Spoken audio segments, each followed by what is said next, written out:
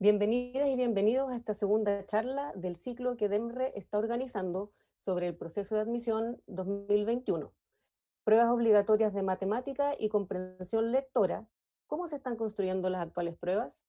Análisis en vivo de algunos ejemplos. Yo soy Daniela Jiménez, jefa del área de instrumentos del DEMRE de la Universidad de Chile, y en la sesión de hoy me acompañan Gabriela Gómez, profesora del Instituto de Ciencias de la Educación de la Universidad de O'Higgins, Federico Navarro, profesor del Instituto de Ciencias de la Educación de la Universidad de O'Higgins también, Arturo Mena, profesor del Instituto de Matemáticas de la Pontificia Universidad Católica de Valparaíso, Salomé Martínez, profesora del Departamento de Ingeniería Matemática de la Universidad de Chile. También están hoy con nosotros las intérpretes en lengua de señas chilena, Paulina Cortés y Leslie Albornoz.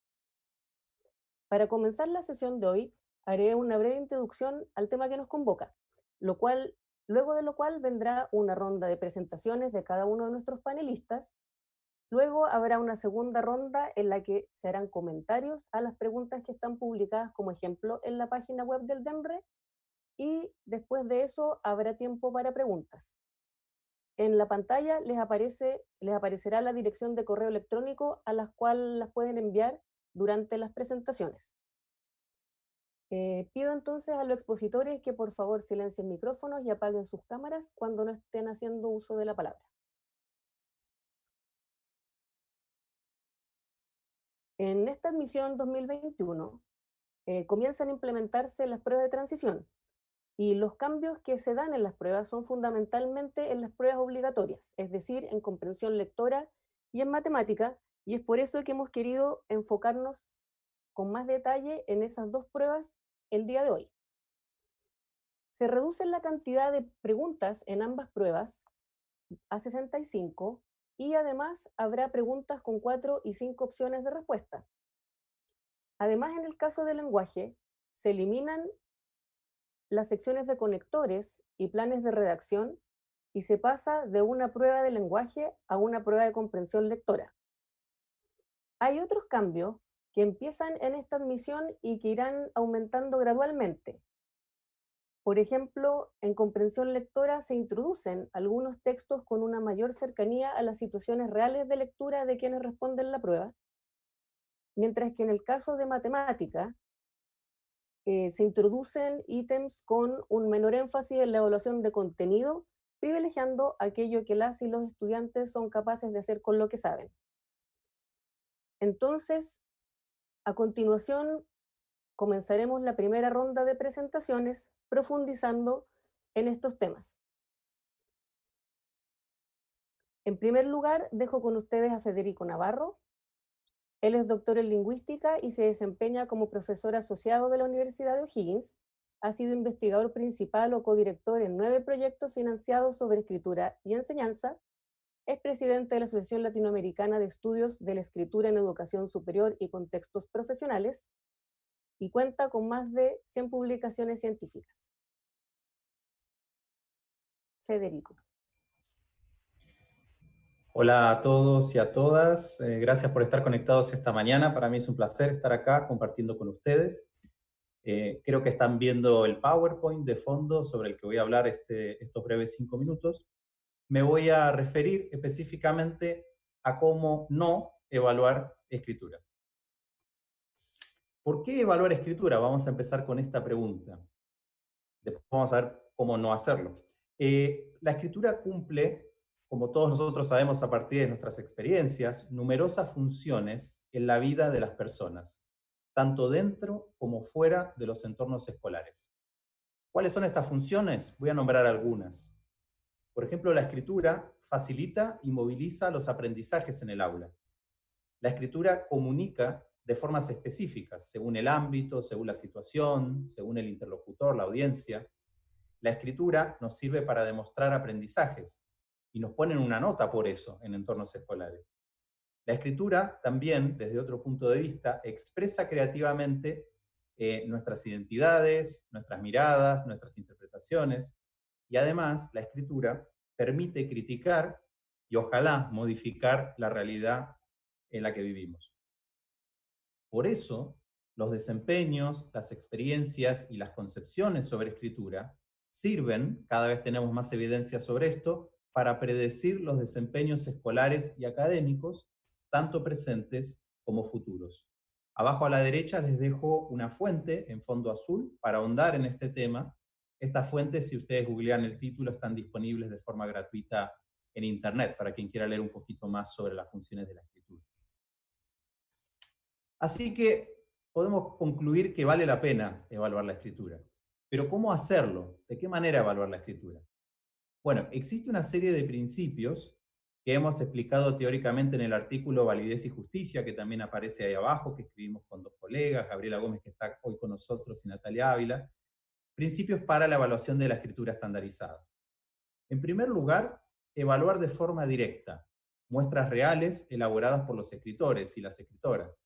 Un texto abierto donde se produzcan decisiones estratégicas y creativas de resolución de problemas, y no una serie de opciones cerradas. Segundo, pedir tareas situadas en algún contexto, con algún propósito, y que ese propósito y ese contexto tenga sentido para esos escritores y escritoras. Por ejemplo, una carta de solicitud sobre algún tema de interés para la comunidad en donde vive ese escritor o esa escritora.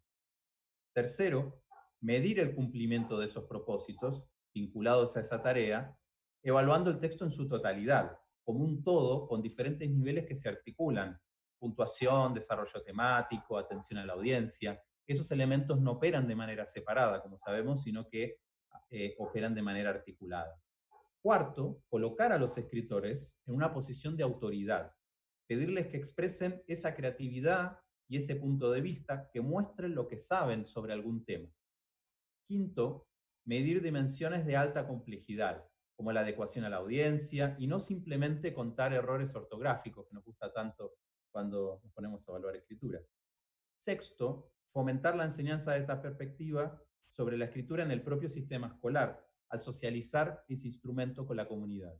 Estos principios, insisto, son principios para la evaluación estandarizada, y su fundamentación teórica detallada está en el artículo que les comentaba, de título Validez y Justicia. Estos principios se vinculan, de hecho, y por suerte, con otros principios que orientan el currículum escolar y universitario actual. E incluso esos principios sirven de punto de partida para las propuestas de evaluación del DEMRE y de otros organismos de evaluación estandarizada de la escritura. En el caso de la ya pasada prueba de selección universitaria, PSU, quiero compartir estas citas de los documentos que la fundamentaban. Esa prueba, en su aspecto de escritura, buscaba valorar la escritura como una actividad creativa y reflexiva de expresión personal, que permite organizar las ideas, presentar información, interactuar con diversas realidades, y además como una oportunidad para elaborar conscientemente una visión personal del mundo. Además, la PSU escritura fomentaba el escribir, utilizando flexible y creativamente la variedad de recursos que ofrece la lengua, de acuerdo con la estructura y el sentido semántico del texto. En tercer lugar, esa prueba daba cuenta de la aplicación del proceso general de escritura: planificación, escritura, revisión, reescritura, reedición. Estos principios, que están tomados de la fundamentación teórica de los aspectos de escritura de la PSU, de la antigua PSU, como ven, están en total consistencia y en la misma línea que los principios que comenté antes. Pero, hay un pero, el problema es que los instrumentos concretos con que se medía la escritura en la antigua prueba PSU no seguían estos principios. Fíjense, ahí tenemos un ejemplo de la selección múltiple cerrada de conectores. Este instrumento evalúa la disponibilidad léxica, pero no la escritura, porque no se cumplen los principios que vimos antes. Lo que tenemos ahí son fragmentos descontextualizados, sin propósito claro, no significativos, con opciones provistas. El plan de redacción es parecido, ahí tenemos otro ejemplo, porque mide la organización de fragmentos provistos por la propia prueba, según cierta estructura esperada y fija, a partir de indicadores morfológicos y semánticos que el estudiante evaluado tenía que identificar. No es esta la manera en que opera la escritura, y además es una competencia que se puede entrenar, ¿no? Aquellos que tienen la suerte de poder ir a unas horas extra de de enseñanza. Entonces lo que sucedía es que no nos convertíamos en escritores, sino en expertos en plan de redacción. En este caso no se ofrecen posibilidades de autoría, ni de agencia, ni de creatividad para los estudiantes y personas que daban la prueba, ni tampoco se evaluaba de manera directa muestras reales de escritura. Es decir, no se cumplían esos principios que vimos antes, que están tanto en la literatura especializada como en la propia fundamentación de la prueba. Aclaremos, para balancear un poco este aspecto crítico, que estos instrumentos fueron esfuerzos interesantes de medir de forma indirecta la escritura, con las herramientas que se tenía, opciones cerradas, de corrección automática, automatizada, según ciertas nociones de escritura que hoy en día nos resultan discutibles. Pero además, tenemos que decir que además de estos problemas de validez teórica del constructo, estos instrumentos mostraban comportamientos erráticos, mostraban comportamientos no deseables. Se trata de mediciones por proxy, ¿no? Como las denomina la bibliografía, indirectas, que no necesariamente correlacionan con la calidad escrita ni con los desempeños académicos. Y acá quiero compartir con ustedes, para ir cerrando, con Gabriela, con Natalia, trabajamos en un Fondes irregular que está a mi cargo, y trabajamos con una cohorte completa de 824 estudiantes chilenos, y encontramos lo siguiente, estos son resultados preliminares para ilustrar lo que decía recién. Encontramos que el plan de redacción y manejo de conectores en la prueba PSU que rindieron esos casi 900 estudiantes correlacionan negativamente con desempeño en primer año universitario. Nosotros seguimos a esos estudiantes por un año y vimos que los datos que nos dio el plan de redacción y el manejo de conectores no tenía relación con sus diversos desempeños durante ese primer año. Además, y este es un efecto no deseado, esos instrumentos sí correlacionan con el nivel socioeconómico de la familia del estudiante. Y además, no correlacionan con mediciones directas de la escritura. Entonces, ese es simplemente un ejemplo, una evidencia empírica de cómo estos instrumentos se comportan de manera errática, de manera no deseada. En contraste, un instrumento de medición directa de la escritura que desarrollamos dentro del DEMRE en el marco del FONDEF que dirigió Leonor Varas hace unos años y que sigue los principios que expusimos recién, encontramos que esa prueba, rendida por los mismos 824 estudiantes, correlaciona positivamente con desempeño en primer año universitario y no con nivel socioeconómico de la familia. A su vez, y quizás esto explique por qué tiene continuidad el componente de comprensión lectora de la antigua PSU, y ya hablará de esto mi colega Gabriela Gómez, los resultados de la prueba de lectura sí correlacionan positivamente con desempeño en primer año, aunque también correlacionan positivamente con el nivel socioeconómico de la familia. Entonces, este dato también explica, como decía, por qué es un instrumento más interesante para medir lo que queremos medir, como creo que ahora explicará Gabriela. Para cerrar, quería invitarlos a todos a que visiten nuestra página web, escriturayaaprendizaje.cl, esta es la parte de los comerciales, donde ofrecemos recursos y evidencias generados durante más de una década para aprender, enseñar y evaluar la escritura. Esto es completamente gratuito y libre y está financiado además por ANID, así que queremos que todo el mundo pueda aprovecharlo, profesores, investigadores e interesados en el tema. Muchas gracias. Muchas gracias, Federico, por tu presentación. Les recuerdo que pueden enviar sus preguntas al correo electrónico que aparece en pantalla. A continuación, le doy la palabra a Gabriela Gómez. Ella es profesora de Lengua Castellana y Comunicación y doctora en Ciencias de la Educación. Se desempeñó como investigadora en el Centro de Investigación Avanzada en Educación de la Universidad de Chile, llevando a cabo proyectos de análisis del sistema escolar chileno, desarrollo de la comprensión lectora, factores que la determinan, así como escolarización en contextos de vulnerabilidad social y el aprendizaje y desarrollo de la escritura. En 2017 integró la Universidad de O'Higgins, siendo la primera directora del Instituto de Ciencias de la Educación y actualmente es profesora asociada del mismo instituto. Muchas gracias, Gabriela. Gracias a ti, Daniela, y gracias a DEMRE por esta oportunidad de conversar sobre el trabajo que hemos estado haciendo desde hace varios años ya para el desarrollo de una prueba de comprensión lectora.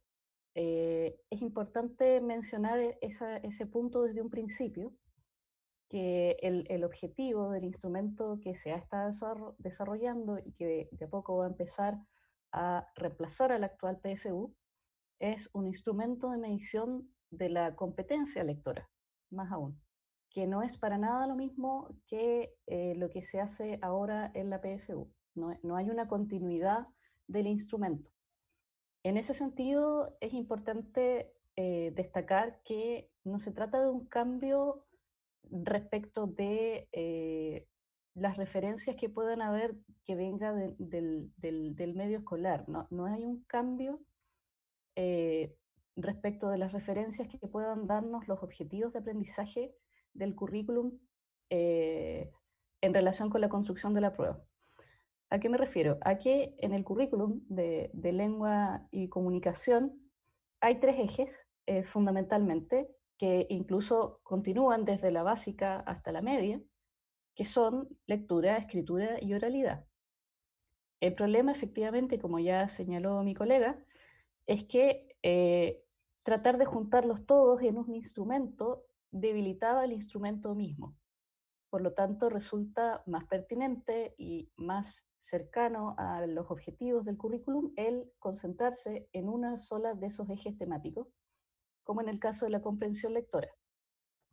En la comprensión lectora, la competencia que está en juego es la capacidad de un lector de comprender un determinado texto de acuerdo con su objetivo de lectura, de acuerdo con la situación en la que esté leyendo, y también influye el formato en el cual el texto se presenta. Esos elementos están ahora considerados en el diseño de las nuevas preguntas y de los nuevos estímulos, los nuevos textos que se usan para el diseño de la prueba nueva. Igual desde ya es importante destacar que, como es el espíritu de la transición, estos textos y estas preguntas van a aparecer poco a poco en las futuras ediciones de la prueba de selección universitaria. Van a haber algunos textos en esta versión de la prueba y gradualmente va a ir aumentando su presencia en los años siguientes. Y no va a haber un cambio radical de un formato de prueba a otro de un día para otro, eso no va a ocurrir. Volviendo a los textos, como les decía previamente, es importante considerar quién lee, el sujeto que lee, y en este caso tenemos más o menos ciertas ideas, sabemos quiénes son más o menos, cuál es el perfil más general de quienes dan, de quienes rinden la PSU, o la prueba, quienes quieren participar del proceso de admisión a las universidades o a la educación superior más en general. Y necesitamos, por lo tanto, ponernos en el lugar de esos lectores. Lectores jóvenes, la mayoría viene saliendo de la educación media, aunque no todos, y tienen como meta poder acceder a la educación superior. No pensamos necesariamente en universidades, sino que en el conjunto de la educación superior. En esa figura hay una serie de textos, hay una serie de estrategias de lectura y de situaciones que se pueden más o menos esbozar para dar orientación a cómo construir los textos y cómo construir preguntas, ¿ya? Respecto de los textos propiamente tal, justamente un punto central para poder dar cuenta de la lectura de este grupo de lectores es que las lecturas tienen que representar tareas que sean factibles, posibles, de ser realizadas en la vida real. ¿Ya? La idea es que la situación de lectura, la actividad de lectura que se desarrolle mediante esta evaluación sea lo más cercana posible, entendiendo que igualmente es una situación evaluativa, pero lo más cercana posible a lo que sería la experiencia de lectura fuera de una situación de prueba, tomando en cuenta los objetivos por los cuales los lectores se acercarían o querrían leer estos textos. En ese contexto identificamos 3 grandes núcleos de objetivos que tienen que ver con, primero, el ámbito académico, Si los estudiantes están rindiendo esta prueba, es porque ya han completado un proceso de educación previo y porque quieren continuar en un proceso de educación posterior, por lo cual necesitan ser capaces de realizar ciertas cosas mediante la lectura que les permitan desenvolverse en esos ambientes académicos. Por lo tanto, un eje de la estructuración de los textos y las preguntas es el ámbito académico. Pero no es solo eso lo que hacen los jóvenes cuando leen. Los jóvenes cuando leen, y eso incluso más allá de los jóvenes, nuestra sociedad en general utiliza la lectura como una forma de intercambio social, intercambio de información social. Y por lo tanto tenemos comunicaciones que provienen no de una persona a otra persona, textos que no son escritos por un autor para otro, para un lector, sino que, por ejemplo, por todo un organismo para informar a la sociedad respecto de un problema, de cómo resolver un determinado problema. Luego, y esto es bien importante y de a poco queremos que vaya tomando más relevancia, los jóvenes en particular leen mucho. Y eso suele ser algo que no, que es un poco contraintuitivo. Estamos acostumbrados a escuchar que los jóvenes leen poco o que no leen nada. El punto es que no leen lo que nosotros, los adultos, los profesores, quisiéramos que ellos lean. Pero sí leen mucho. Leen incluso cuando están jugando en internet, leen cuando están chateando con sus amigos, leen cuando están leyendo novelas de lectura juvenil, infantil y juvenil, sagas de literatura, libros que son de 500 páginas. Es maravilloso que puedan leer este tipo de libros. Leen también si están leyendo un reportaje sobre los deportes del fin de semana, o si están leyendo un instructivo para construir algo, para aprender a hacer algo, o para recibir información de sus pares, de sus amigos, de sus familias, de sus seres queridos. Hay muchas circunstancias en las cuales se lee, son muy diversas, son complejas, y no todas ellas pasan por lo académico propiamente tal. Entonces la idea es rescatar todas esas situaciones de lectura y transformarlas en estímulos para la nueva evaluación de comprensión lectora, de manera tal de que lo que se ponga en juego sean competencias que efectivamente todos los jóvenes hayan tenido oportunidad de desarrollar durante sus años previos a la llegada al punto de rendir esta prueba. Eso independientemente además de el nivel socioeconómico, de las oportunidades específicas de aprendizaje que hayan tenido de acuerdo con el colegio al que hayan ido. Por lo tanto, esta prueba tiene un objetivo de rendir una mayor opción de oportunidades para todos los jóvenes en la medida en que apunta a las capacidades de competencias lectoras que son generales, no que son específicas respecto del currículo. Por otro lado, como les decía, eso igualmente apunta a la esencia de lo que está expresado en el currículum del área, porque apunta a sus objetivos básicos fundamentales. Eso lo digo en contraste con lo que muchas veces que ocurrió en algún proceso, en algún momento inicial de la PSU, que era el preguntar por contenidos como de materia específica. Aquí no van a haber preguntas de materia, sino que van a haber preguntas que se refieran a acciones que, de acuerdo con la literatura, de acuerdo con lo que se sabe técnicamente, realmente un lector realiza cuando lleva a cabo la lectura de un determinado texto en una determinada situación de lectura. Eso es en muy general, digamos, la panorámica general. Después, si ustedes nos mandan preguntas, con mucha alegría se las contestaremos. Muchas gracias, Gabriela. A continuación, le doy la palabra al profesor Arturo Mena del Instituto de Matemáticas de la Pontificia Universidad Católica de Valparaíso, donde también asumió los cargos de decano y vicerrector. Él impulsó el estudio y la investigación en la didáctica de la matemática y dirigió la Comisión de Matemática de la Unidad de Currículo y Evaluación del Ministerio de Educación. Arturo. Gracias. Bueno, salud también a todas y todos quienes están conectados a este foro o se conectarán. Y agradezco, por supuesto, a la gentileza de la invitación del DEMRE para participar en este foro tan relevante.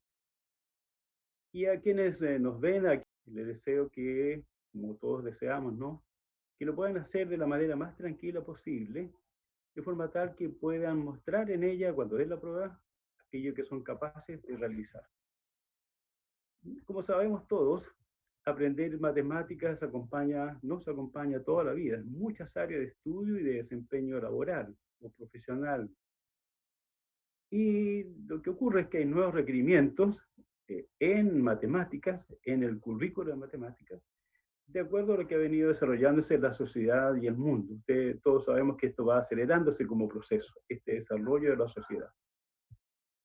En particular, por ejemplo, en la última versión de las bases curriculares para tercero y cuarto medio que ustedes han visto, se ha introducido cursos selectivos de cálculo infinitesimal, de geometría del espacio, de pensamiento computacional, que era algo que no estaba en nuestro currículo de ninguna manera, y también de elementos de inferencia estadística que prolongan el estudio de la estadística que se venía haciendo en el currículo.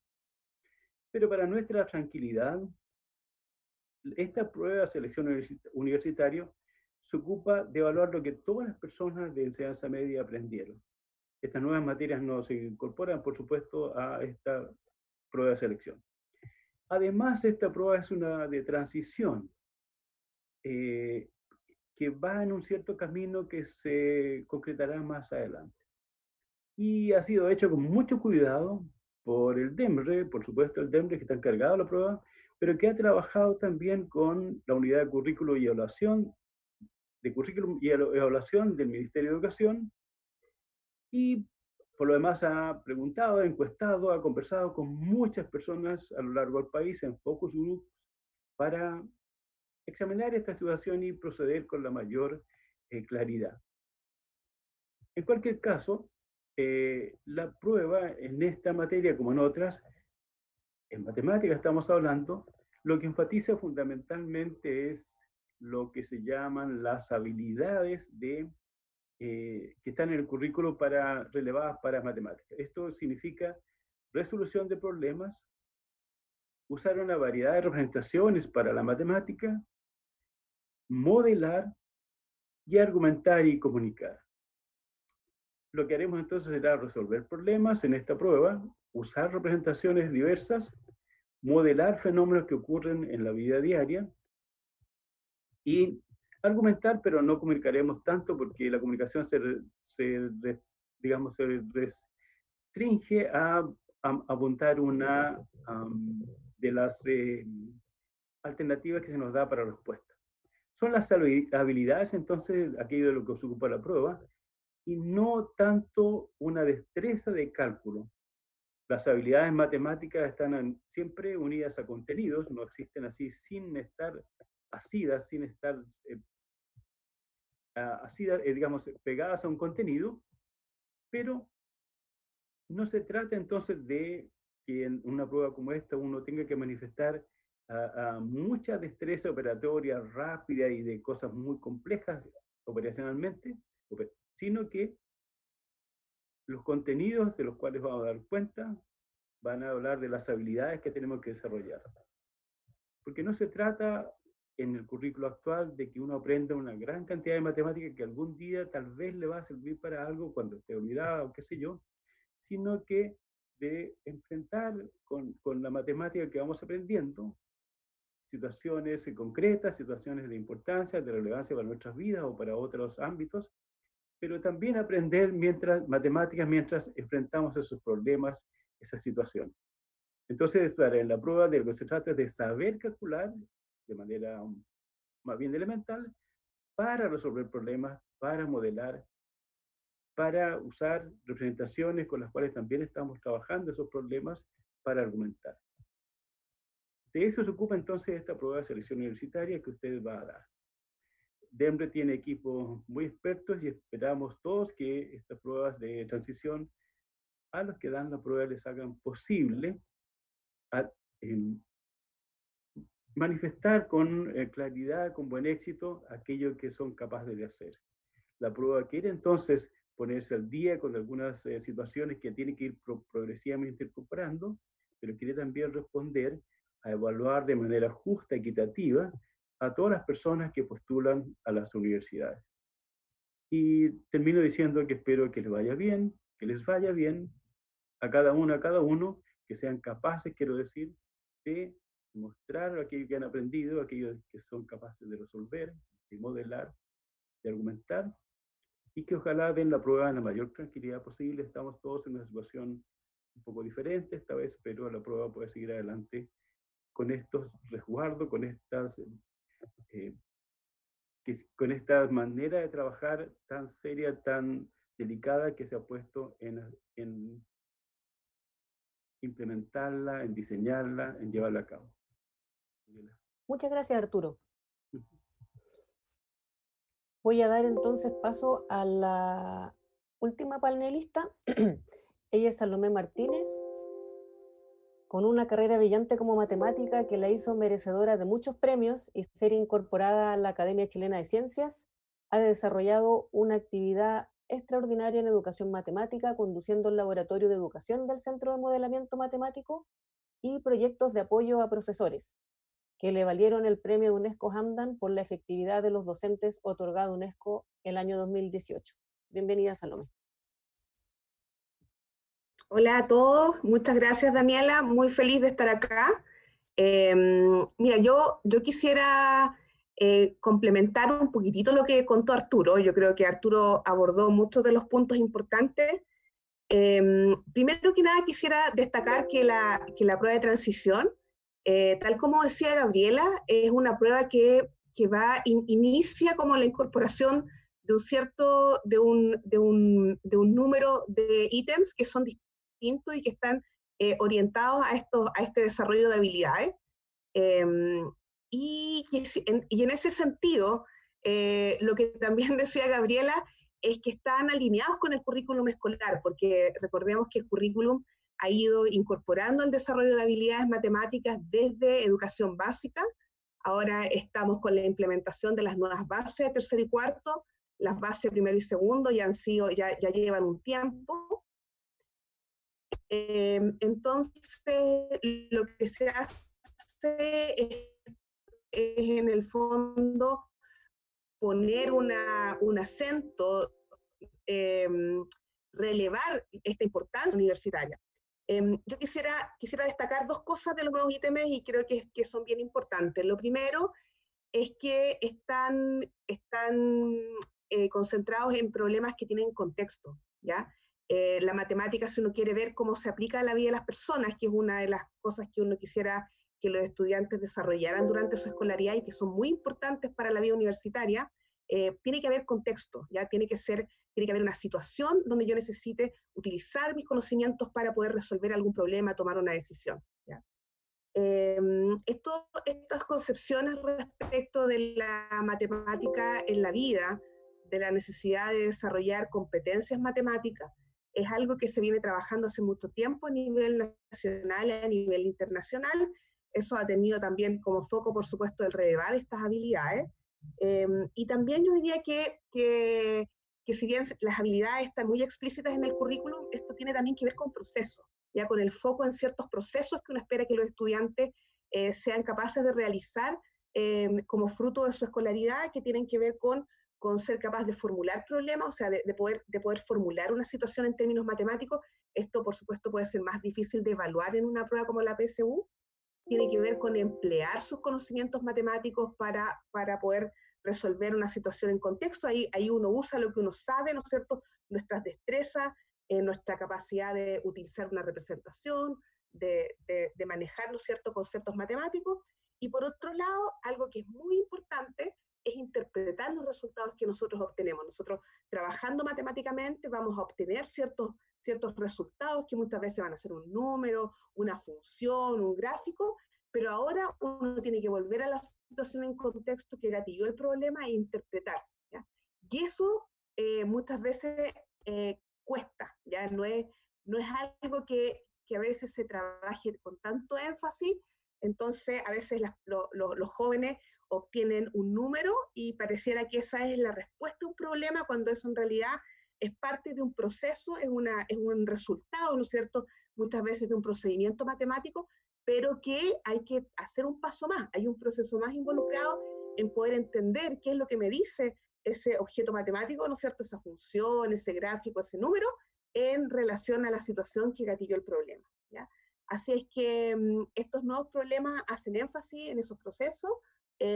Como decía Arturo, vamos a ver en los problemas que analicemos que vamos a tener que usar representaciones, vamos a tener que interpretar situaciones, y eso apunta hacia un desarrollo de los conocimientos matemáticos mucho más, más enfocados, ¿no es cierto?, hacia un razonamiento, hacia una capacidad una capacidad, no sé, más hacia el desarrollo de una capacidad que hace el desarrollo solamente de conocimiento enfocado en contenido, ¿ya?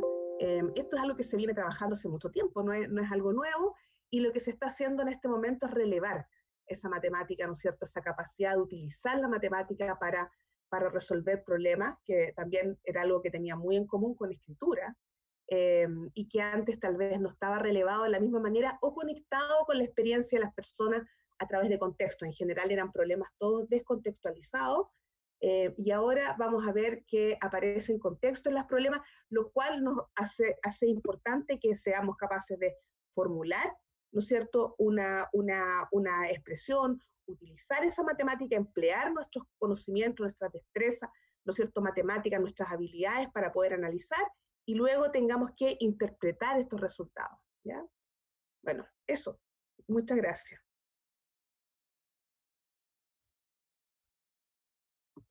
Muchas gracias, Salomé. Entonces vamos a dar inicio a la segunda ronda, en la cual se irán comentando, los mismos panelistas van a comentar los ítems que están publicados como ejemplo en la página del DEMRE. Le doy entonces la palabra a Gabriela Gómez para que comente los ítems que están publicados de comprensión lectora. Perfecto, les voy a compartir ahora sí una presentación para que podamos ver estos ítems. Quiero comentarles en dos momentos, digamos. Primero hablar de los ítems propiamente tal, o segundo hablar de los ítems, pero primero hablar de los textos que usamos para presentar estos ejemplos. Usamos 3 textos que queríamos fueran representativos de estas distintas situaciones de lectura y que permitieran poner énfasis en el carácter de lectura en uso que debiera tener la prueba en su diseño final. Las preguntas que guían la selección de textos para la nueva prueba es, primero que nada, este texto, o el segundo, o el tercero, ¿lo leería un joven? Un joven que está terminando la media, que quiere entrar a estudiar algo en la educación terciaria. Y luego, ¿para qué lo leería? ¿Por qué lo leería? ¿Sí? En estos casos tenemos, por ejemplo, acá un concurso que podría haber sido de cualquier otra cosa. Aquí es un concurso literario, pero podría haber sido un concurso para participar en cualquier otro tipo de situación social, pero que está enfocado en jóvenes. Entonces pensamos que podría ser un estímulo interesante para eso. Luego tenemos un aviso que se refiere un poco a lo que ya mencionaba previamente de situaciones sociales. Tenemos un anuncio que informa sobre una, comillas, amenaza de un animal marino que puede provocar un daño físico, y por lo tanto es esencial que una persona pueda prever ese daño físico, y para ello se entregue información al respecto mediante esta infografía. Y luego un reportaje periodístico que vamos enseguida a comentar una de las preguntas en relación con este reportaje, pero que tiene la intención de representar un poco más el tipo de lecturas que podrían hacerse por interés más bien personal, de acuerdo con, entendiendo obviamente que los intereses de los jóvenes son extremadamente diversos y complejos. Nosotros hacemos una selección que pueda ser lo más representativa posible de los futuros, quienes a futuro rendirán la prueba. Un punto importante además sobre los textos es que, como ustedes pueden ver, conservan sus formatos originales.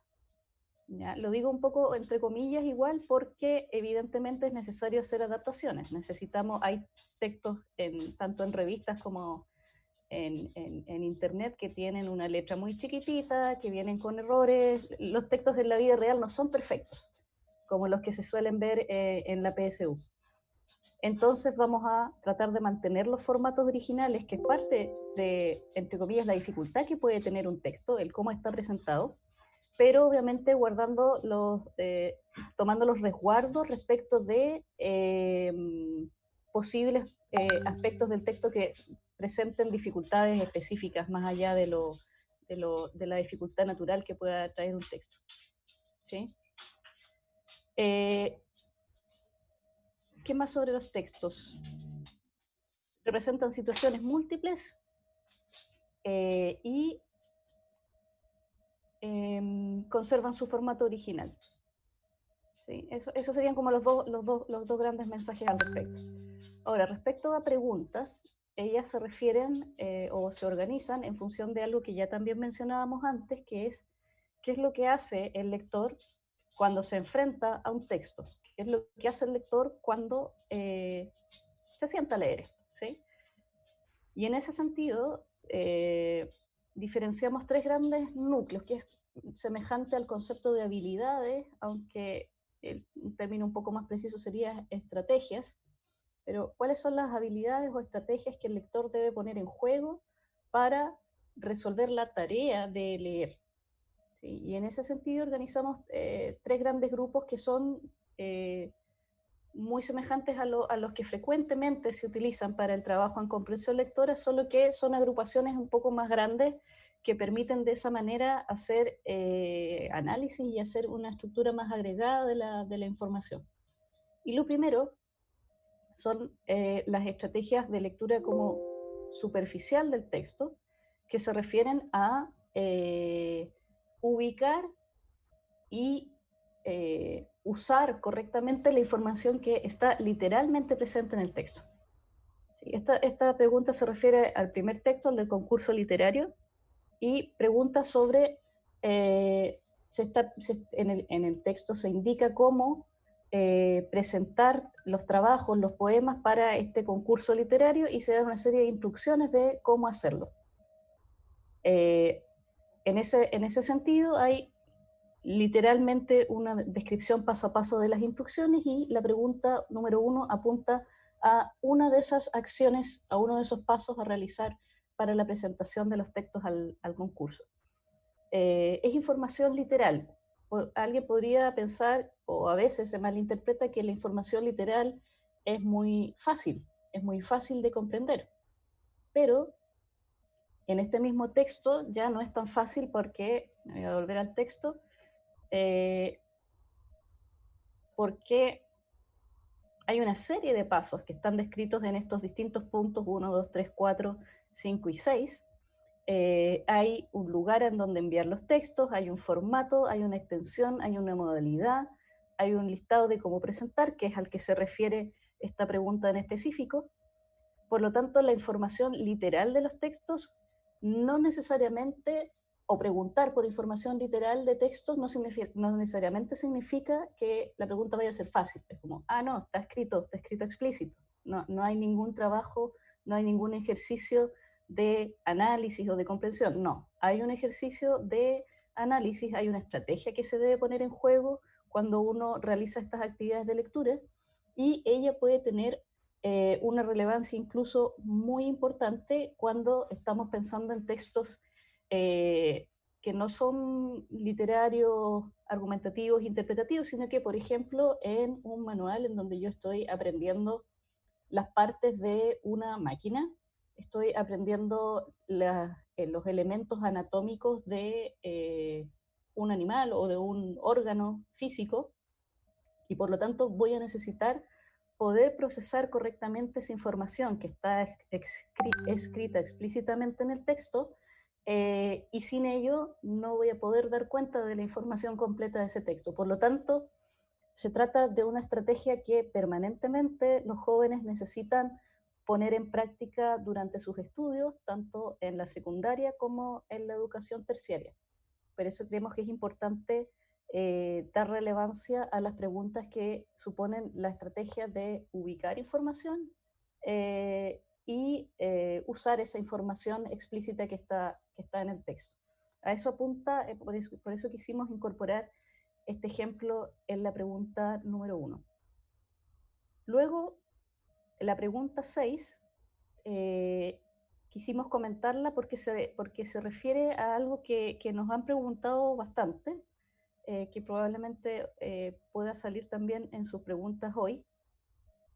Se refiere al texto que es un reportaje periodístico que habla sobre mujeres indígenas en la Patagonia, y en este texto se habla de un personaje que es la Kutaya Lequipa, y se la identifica como el último eslabón de la identidad de un pueblo, ¿sí? Y luego, en ese mismo texto, se le identifica como un puente que conectó dos mundos. Puente que conectó dos mundos. Está acá en el recuadro destacado del texto. Ambas expresiones, que son las que se subrayaron en las preguntas, en las preguntas relacionadas con este texto, las 5 y las 6, son metáforas. ¿Ya? La Kutaya Lequipa es un puente que conectó dos mundos. Eso es una metáfora. Estamos atribuyéndole las características al personaje de, en este caso, un puente, ¿sí?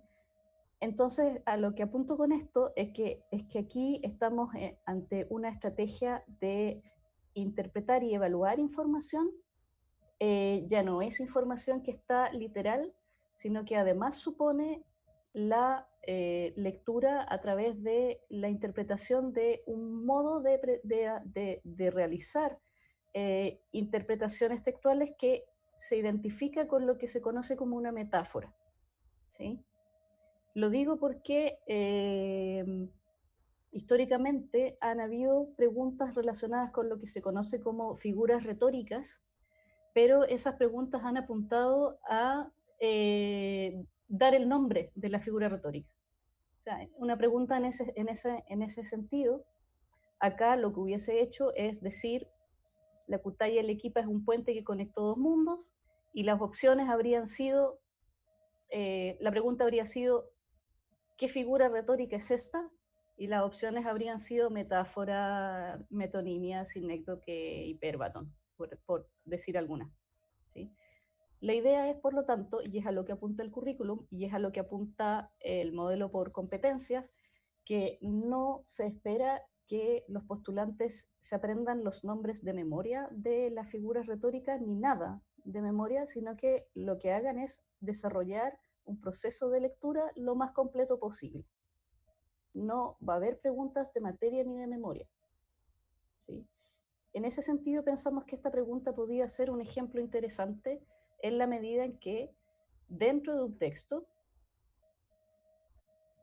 que es periodístico, un reportaje, se utilizan estas metáforas como forma de desarrollar las ideas o los argumentos presentes en este texto, ¿sí? Ahora, este texto además era interesante por otra razón. Este texto tenía la particularidad de que, por un lado, es un texto con un formato de lo que habitualmente se conoce como un texto informativo, es un reportaje periodístico, tiene las secciones, el orden, la estructura de un reportaje periodístico, pero al mismo tiempo es bastante argumentativo. Les autores de este texto no expresan abiertamente sus juicios respecto del tema del cual están hablando, ¿ya? Y eso es interesante desde el punto de vista que es necesario tomar en consideración que estas categorías que son habitualmente utilizadas en la enseñanza de la lectura, de que hay textos expositivos, argumentativos y narrativos, en realidad son categorías que se quedan muy, muy cortas cuando lo contrastamos con los textos que en el mundo real circulan. Los textos en el mundo real no necesariamente o no fácilmente van a ser clasificados en una de esas tres categorías. Por eso es que más bien lo que estamos tratando de impulsar es clasificarlos de acuerdo con el uso que se les da en la vida real. Leo para recrearme a mí mismo, para mis intereses personales, leo para interactuar con la sociedad o leo para aprender, para estudiar, para desarrollar eh, eh, habilidades propias de las lecturas académicas propiamente tal. Me parece que estamos, Daniela, ¿no? Sí, muchas gracias. Muchas gracias. Pasamos entonces al comentario de las preguntas de matemáticas.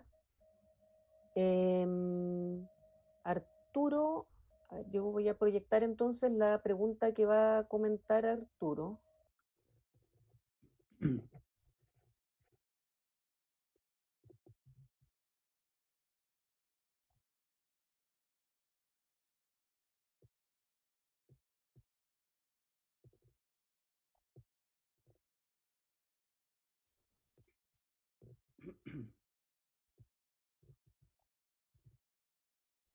Adelante. Gracias, Daniela. No, ¿se podrá poner un poquito más alta la ¿Así? pantalla? Así parece que está mejor. Gracias.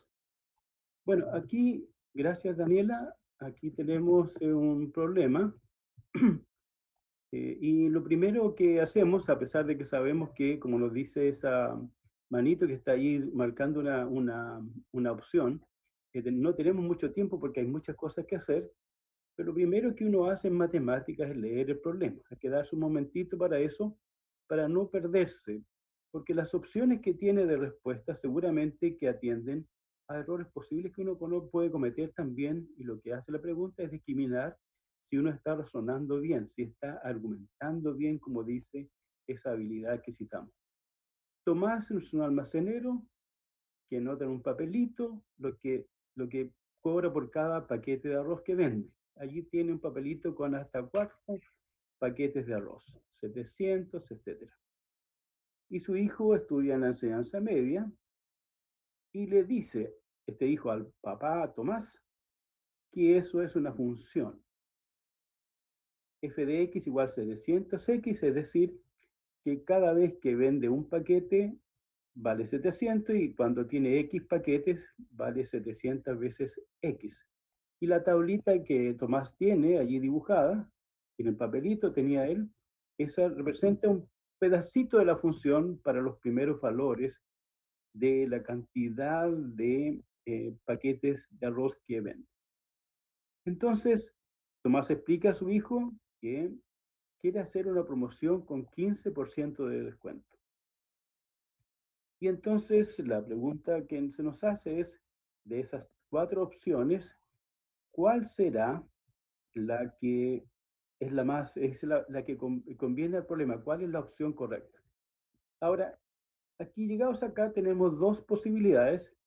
Una es que miremos cada una de las opciones y descartemos algunas y veamos cuál nos queda. Esa es una posibilidad. Me parece a mí, por lo menos, y esto podría ser discutible, pero a mí me parecería que es mejor para propia tranquilidad que hagamos el problema y veamos si acaso nuestro resultado da alguna de esas opciones que seguramente va a dar, porque la pregunta está hecha por un equipo que sabe que hay que poner una respuesta correcta en este sentido, entre las alternativas, y si no, pondría la pregunta de otra manera. Nosotros sabemos, entonces podemos confiar en que la respuesta está allí representada, pero no sabemos cuál es. En lugar de descartar algunas por un momento, vamos a avanzar a la siguiente página y vamos a trabajar el problema. Daniela, ¿podrías moverte a la siguiente página, por favor? De la solución. Sí, de la solución, la primera página de la solución. Dame un segundo. Sí. Que están. Es una que está anterior. Sí, es que Esa es la esa última en realidad. Mm. voy a... Si quieres, Voy a yo puedo proyectarla, tal vez si la tengo acá yo. ¿Quieres que bueno, proyecte yo? Ya, mejor por... ya. Entonces voy a... Yes. Ah, pero quiero ver, pero como... Ah, ya, bueno, como ustedes me dicen ¿Dejo de si queda bien proyectar? esto. Ahí está bien. ¿Están viendo? Sí, ¿Ves la ¿Ves mi pantalla, Daniela, o no? sí. Bien, ya. Entonces, aquí tenemos la pregunta, bueno, tenemos la respuesta, y recordemos, era un señor, Tomás, que vende cada paquete de arroz a 700 pesos cada uno. Entonces su hijo le ha dicho que eso es una función. Entonces, vamos a ver si nos resulta esto que mm, no me está abriendo la... Disculpen un segundo nomás, que chat record... No, tengo la opción ahora de escribir acá que tenía, siempre hay, no me sale... Bueno, vamos a ver more, chat record. No puedo hacer esta escritura ahora. Pero entonces tenemos aquí dos opciones, y dos opciones, una está en la estrategia 1, voy a decir, y la estrategia 2. Observe al pasar que entonces tenemos aquí dos representaciones. Este problema se refiere a este problema que nos pones, tiene que ver con la habilidad de resolver problemas, tiene que ver con el uso de representaciones. Por ejemplo, en este caso usted puede elegir una de las dos que están aquí, una a la izquierda y otra a la derecha de su pantalla, y también es un modelo de algo que ocurre en la realidad. Entonces, en el primer caso dice, bueno, vamos a leer a la izquierda, f de x es el precio de x paquetes de arroz, y bueno, hay que hacer un 15% de descuento, y la cuestión de allí es entonces, ¿cómo es que lo representamos eso? Si usted ve donde estoy marcando allí, Daniela, ¿se ve eso que marqué o no? Al Sí, principio de la página, ¿no se alcanza a ver? sí, sí, se ve. Ok, aquí entonces voy a marcar, dice, bueno, tenía 100% y vamos a restarle 15%. Es decir, 0,85 lo que da, 100 menos 15, 0,85 veces f de x. Y como f de x era 700x, bueno, hay que tener 0,85 por f de x y da 595 por x. Esa es la opción que nos ofrecía una de las alternativas. Este mismo cálculo se puede hacer de nuevo y se podría tomar que se tiene, en primer lugar, 15% de f de x es 0,15, ¿no? Por f de x queda 105x, y entonces la f de x anterior era 700x y hay que restarle ese 15% que está acá. Esta es la función que andamos buscando. La f de x que había, la f de x que había, menos el 15%, y según esta cuenta que sacamos arriba, el 15% de f de x será eso. F de x menos el 15% de f de x. Y nos da de nuevo 595x. A la derecha, lo que tenemos es la estrategia segunda, que por supuesto esto ocurre cuando uno estudia el álgebra, que es tan interesante y tan bonita. Bueno, de repente a uno no se le ocurre cómo plantear la ecuación, y tiene una alternativa de representación para resolver el problema de una forma distinta. Aquí tiene aquí tiene representado de nuevo lo que tenía en el papelito el señor Tomás, pero ahora está escrito de otra manera. F de 1 es 700 veces 1, F de 2 es 700 veces, perdón, o 702 veces, y así sucesivamente.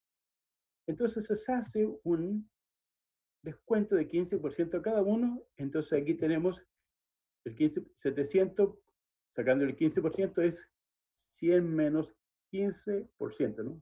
0,85, que da 595. Y entonces, así sucesivamente hacemos para los otros, para varios casos, y tenemos entonces una manera de saber que es 595 por 1, el primero. Después este otro es 595 por 2, y así sucesivamente para más casos. Bueno, aquí está hecho con reiteración para que se vea bien, pero como sabemos, se trata de una función lineal, y una función lineal o afín, cualquiera sea los dos casos, se conoce toda cuando se conocen dos de sus puntos. Es decir, con dos datos habría bastado para hacer esto. La tabla nos dice más para que estemos más tranquilos. Entonces dice, modelo correspondiente, aquí dice, al observar la regularidad de esta última tabla, claro, aquí la situación es que hay que entender que este número, por ejemplo, 1190, es 2 veces ese de arriba, ¿sí? Y este 1785 es 3 veces ese, en fin, hay que darse cuenta de eso. Pero entonces, por esta vía de hacer la tabla, también concluimos que h de x es igual a 595 por x. Si volvemos arriba, donde estaba la pregunta, aquí estaba, como mirar de nuevo, entonces la alternativa que nos piden es esta. Si no hubiéramos hecho el cálculo, a veces ocurre esto, pero a veces no ocurre, que no es tan obvio, podríamos haber mirado la respuesta, pero insisto, lo mejor es resolver uno el problema para que tener claridad en lo que ocurre. Pero si miramos la respuesta, nos damos cuenta de dos cosas. Las alternativas, quiero decir, todas las alternativas nos damos cuenta de dos cosas. Primero, que algunas nos sirven, obviamente, y segundo, que estas alternativas representan errores que podíamos haber cometido si no trabajamos con claridad, con tranquilidad. Alguna precisión, pero es alguna precisión porque el cálculo no es difícil. No se puede considerar que es muy difícil, ¿no es cierto?, cuando damos la prueba. En primer lugar, la función era 700 veces x. Esa es la que había dicho el joven, el hijo de don Tomás, y esa era aquella con la cual comenzamos. Le vamos a hacer un 15% de descuento. Veremos acá. ¿Es esto bajar el 15%? No se ve, ¿no es cierto? Porque x es el número de unidades. De tal manera que le estamos restando unidades. Es decir, eso tendría que ver con que vendemos menos, o qué sé yo. Para 2, parece que si usted vende 2, por ejemplo, 2 paquetes de arroz, 2 menos 15 son menos 13, o sea que don Tomás tiene que estar pagando dinero, y me parece que eso no será una opción, nos parece que no será la opción correcta, ¿no es cierto?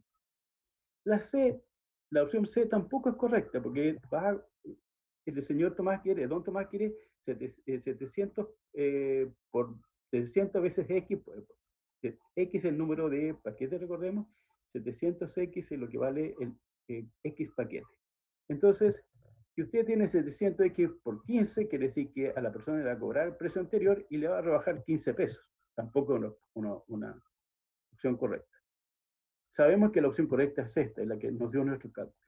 Pero mirando así sin haber hecho el cálculo, también nos podríamos haber dado cuenta de que esta otra tampoco es correcta, porque ¿qué quiere decir? Que a los 700 pesos que están arriba, esto es lo que cobra por paquete, 700 pesos, marqué arriba, a los 700 pesos se le restan 15 y queda 685. Es decir, hay algunas alternativas, y lo que podemos entender de esto es que esas alternativas representan soluciones a las cuales podríamos haber llegado si acaso no hubiéramos leído con atención. En definitiva, entonces, la recomendación nuestra, o la mía al menos, es que usted, primero, lea bien el problema. Segundo, aquí se le está preguntando, en estas preguntas que se hacen, se le está pidiendo que use representaciones, que resuelva el problema, que modele. En este caso aquí tiene usted dos representaciones para resolver. Esta respuesta de la izquierda es, la estrategia 1 es representación simbólica, algebraica. La estrategia 2 es representación por tabla. En muchos casos va a poder usted alternar entre esas dos. Entonces, o alguna otra, quién sabe. Entonces, la cuestión es que usted lee bien el problema, leemos bien el problema, y luego usamos alguna estrategia que nos parezca la más cómoda a nosotros, la que nos salga más natural. Y resolvemos y comprobamos que arriba está la respuesta o no está. Si no está, lo más probable es que nos hayamos equivocado. Pero si está, tenemos que tener presente que si no calculamos bien, porque esto no es un cálculo complejo, pero tenemos que hacerlo con algún cuidado, de manera no excesivamente apurada, para que no cometamos error, porque si si es que encontramos la respuesta arriba como alternativa, puede ser que esa respuesta sea la correcta, o si sea alguna de las que están puestas allí por algún error que podamos haber cometido.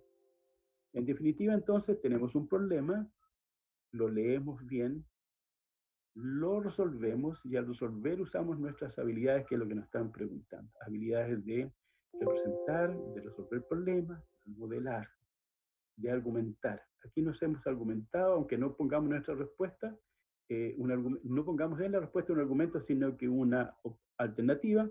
Esa alternativa representa el argumento que hicimos. Muchas gracias, Daniela. Muchas gracias, Arturo. Pasamos entonces al último comentario de ítem con Salomé. ¿Tú proyectas, Salomé? Sí, yo comento. Yo voy a... Genial. Voy a... Ahí. ¿Se ve? Sí. Yo no les puedo preguntar porque no me van a contestar. Ya, espero que se vea bien. Bueno, yo vamos a leer el problema tal como nos comentaba Arturo, que enfatizó muy bien que es muy importante, ¿no es cierto?, que entendamos la situación. Esta es una pregunta que va a requerir integrar información de dos gráficos, ¿ya? Y vamos a tener que interpretar estas dos representaciones gráficas respecto de información.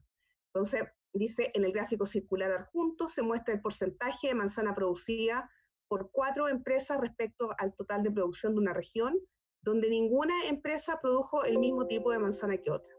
En el gráfico de barras se muestra la distribución del tipo de manzanas que produjo la empresa Mirasol, ¿ya? Entonces tenemos dos gráficos, uno que dice el porcentaje de producción de manzanas por empresa. Hay 4 empresas, Mirasol representa el 40% de la producción, ¿no es cierto? Acá tenemos, ¿no es cierto?, que Mirasol es la empresa que produce el 40%, que es la que se nos destaca acá, ¿no es cierto? Aquí está Mirasol. Y además el segundo gráfico lo que hace es mostrar cómo se distribuye, cuál es la distribución de la producción de empresa de Mirasol, ya que dice que produce 40 toneladas de manzana gala, 80 de manzana Fuji, 60 toneladas de Fubrax y 20 toneladas de Envy, ¿ya? Y aquí vemos, ¿no es cierto?, dice el gráfico, ¿no es cierto?, este eje dice que son las toneladas, y es un gráfico de barra donde cada barra va a representar, ¿no es cierto?, el tipo de manzana, ¿ya? Ok, entonces vamos a ir a las preguntas, déjenme ir a las preguntas que se nos hacen acá. Entonces nos dicen, de acuerdo a la información proporcionada por los gráficos, ¿cuál de las siguientes afirmaciones es verdadera? Ya, las alternativas son distintas a las alternativas que mostró Arturo, en el sentido en que todas hay que evaluarlas, ¿ah? Aquí se hacen afirmaciones que tienen que ver con haber interpretado, ¿no es cierto?, estos dos gráficos, haber integrado esta información de los gráficos, y se hacen afirmaciones acerca de la situación. Entonces dice, la empresa Prat aporta 20 toneladas menos que lo que aporta la empresa Mirasol a la región, a la producción de la región. Entonces se hace una afirmación respecto de cómo se compara la producción de la empresa Prat y la empresa Mirasol en términos de toneladas. La alternativa B dice, el total de manzanas de tipo gala es el 40% del total de manzanas producidas por la región. Se hace entonces una afirmación respecto de un tipo de manzana por sobre el total de manzanas de la región.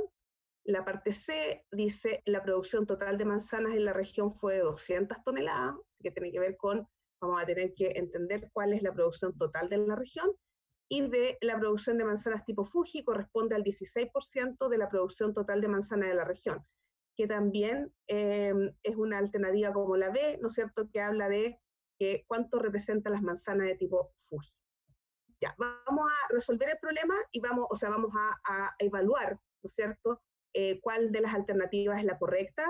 Yo creo que esto es bien interesante porque se hacen afirmaciones de distinto tipo y que van a requerir, vamos a ver que todas van a requerir integrar estas dos fuentes de información e interpretar los gráficos. Ya vamos a tener que interpretar la información que nos entregue en el contexto de la situación. Entonces, veamos la primera, vamos haciéndola uno por uno. Entonces, lo primero dice, la empresa Prat aporta 20 toneladas menos de lo que aporta la empresa Mirasol. Entonces, claramente tenemos que entender cuánto aporta cada una de las empresas. Entonces, nos damos cuenta acá, veamos la empresa Mirasol. La empresa Mirasol nos entrega este gráfico, es la que nos dice cuál es la producción de Mirasol. Entonces, Mirasol aporta 40 toneladas de Gala y 80 toneladas de Fuji, así que entre estas dos, ¿no es cierto?, tenemos 120 toneladas, 60 de Fubrax, llevamos 180 toneladas, y 20 de Envi, así que sabemos que el Mirasol va a aportar 200 toneladas, ¿ya? Ok, y acá lo que nos dicen, y por otro lado sabemos que Mirasol representa el 40% de la producción de la región, porque nos dijeron que estas 4 empresas, ¿no es cierto?, acá miramos, son las que en el enunciado nos decían que estas eran las empresas, ¿no es cierto?, que producían en la región, y vemos que Mirasol produce el 40%. Así que si 200 toneladas son el 40%, podemos razonar, no tenemos que hacer muchos cálculos. Como decía Arturo, la idea de estos problemas, o sea, estos problemas se están elaborando con contenidos matemáticos que son más simples, que podemos tener internalizados, que son contenidos de educación básica, bueno, no sé si educación básica se considera hasta sexto o hasta octavo, pero este es un contenido respecto de porcentajes, que es un contenido, ¿no es cierto?, de anterior a primero medio, ¿ya? Yo creo que estamos por séptimo, ¿ya? Así es que 200 toneladas son el 40%, así que 100 toneladas, ¿no es cierto?, podemos decir que es el 20%, tal vez ahí nos resulta fácil encontrar el 100, y por lo tanto, si 100 son el 20, tendremos que 500, o sea, 5 veces el 20% del 100, así que 500 toneladas es el 100%. Ya, una vez que tenemos las 500 toneladas, que es el 100%, bueno, en realidad antes podríamos haber dicho cuánto era Prat. Prat produce 100 toneladas, porque Prat produce el 20% de la producción total, ¿ya? Y el 20 son 100. Así es que aquí nos dicen, la empresa Prat aporta 20 toneladas menos que la empresa Mirasol. No es cierto, porque Prat aporta 100 toneladas y Mirasol 200. Así es que en realidad Prat aporta 100 toneladas menos que la empresa Mirasol. Así es que la primera alternativa no es correcta, ¿ya? Así es que ahí pudimos ver el error, como decía Arturo. La confusión se puede producir si es que interpretamos estos porcentajes como totales, ¿ya? Si no nos damos cuenta que este es un gráfico circular, ¿no es cierto?, y que aquí lo que estamos representando son porcentajes respecto a un total, ¿ya? Y si nos confundimos y pensamos que en realidad este representa el total de toneladas, y no porcentaje, podríamos haber marcado esa respuesta como correcta. Ya, después dice, el total de manzanas Gala es el 40% del total de las manzanas producidas por la región. Lo que sabemos es que las manzanas Gala representan 40 toneladas, ¿sí? Entonces son 40 toneladas, y uno puede descartar, porque en realidad sabemos que la producción de Mirasol, la producción total de Mirasol, que está acá, eso, ¿sí? Esto es Mirasol, ellos representan el 40%, y Gala son 40 toneladas, y vemos que no es la producción total, por lo tanto también podemos descartar esta, ¿ya? Solamente con un razonamiento más o menos sencillo, no es necesario hacer cálculo, porque vemos que Gala, en realidad, ¿no es cierto?, representa un 40%, perdón, representa 40 toneladas dentro de la producción de la empresa Mirasol. Nos podríamos haber confundido, porque podríamos haber dicho, mira, a lo mejor interpretábamos este 40 como porcentaje, que no tiene sentido, porque aquí nos suma 200, ¿no es cierto? Pero ese podría haber sido un error, ¿ya? Así es que descartamos inmediatamente la B, interpretando nomás la información de los gráficos. La producción total de manzanas de la región fue de 200, ¿ya? Y eso podríamos haber tenido esa confusión si hubiéramos pensado que el gráfico, este gráfico de acá, era las toneladas de manzana, pero no es así, porque es solamente Mirasol, que son las 200 toneladas, sabemos que 500 es total. Y la última alternativa dice, la producción de manzanas Fuji corresponde al 16% de la producción total. Y aquí hay otra información que es muy importante, y que tiene que ver también cómo descartamos las manzanas Gala. Yo no enfaticé eso, y es que se nos da una información en este problema que hay que considerar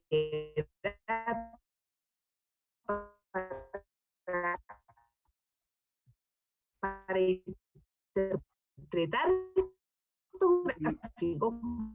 No muy soy yo. importante, y es que ninguna empresa produjo el mismo tipo de manzana que otra. ¿Ya? Entonces, incluso si esa información no se nos otorga, podría haber pasado que ¿se escucha? Ahora mejor, se cortó en un momento. Bueno, sigo. ¿Sí? Se cortó, perdón. Pero sigue, ahora se Bueno, escucha bien. lo que yo estaba diciendo es que la información de que ninguna empresa produce el mismo tipo de manzana que otra es súper importante, incluso para descartar la alternativa D, porque la única empresa, dada esa información del problema, la única empresa que produce Gala es la empresa Mirasol. ¿Ya? Así es que solo Mirasol produce Gala y por eso es que Gala no puede ser el 40%. Ahora, como la única empresa que produce Fuji, porque sabemos que la empresa Mirasol produce Fuji, sabemos que ninguna empresa se repite en cuanto al tipo de manzana, sabemos que las manzanas de tipo Fuji son 80 toneladas, vamos a poner acá, son 80 toneladas, ¿sí? Y del total tenemos que, son 80 del total que son 500, ¿ya? Esto, de nuevo, insisto, esto es muy importante, que la información que se nos dio al inicio. Había que considerar esa información. Ya hay que entender bien el contexto. La información de contexto decía que la Fuji, si la Fuji la produce Mirasol, ni Prat, ni BS, ni SAA van a producir Fuji. Así que nos podemos reducirnos a esto. Entonces, tenemos que 80 dividido en 500 nos da, ¿no es cierto?, nos va en la proporción de manzanas que produce la manzana Fuji dentro del total, y eso si lo multiplicamos por 100 nos da el total. ¿Ya? Aquí vamos a hacer nuestras simplificaciones, ¿sí? Así es que nos va a quedar que esto es 80, perdón, esto es un porcentaje. Ya. Entonces son 80 toneladas de Fuji, eran 500 toneladas, quiero mostrar, para que no, porque quedó arriba el calculito, eran 500 toneladas del total, ¿no es cierto? Y lo que teníamos es que queremos calcular el porcentaje, ¿sí? Y vamos a simplificar, entonces dijimos, ya, estos 500 se nos van con estos 100, nos queda 80 dividido en 5, ¿sí? Y acá el 80, o no, me estoy poniendo media nerviosa, tenemos que... bueno, nada, pues esto es muy fácil, ¿no es cierto? Tenemos que el 80 lo puedo escribir, ¿no es cierto?, como 40 por 2 dividido 5, ahí ya estamos listos, ¿eh? ¿Ya? Y acá el 40, ¿no es cierto? ¿Qué es el 40? Es 8 por 5 por 2 dividido en 5. Ahí nos queda esto y nos queda que esto es 16. Así que tenemos que, efectivamente, las manzanas de tipo Fuji corresponden al 16% del porcentaje total de la región.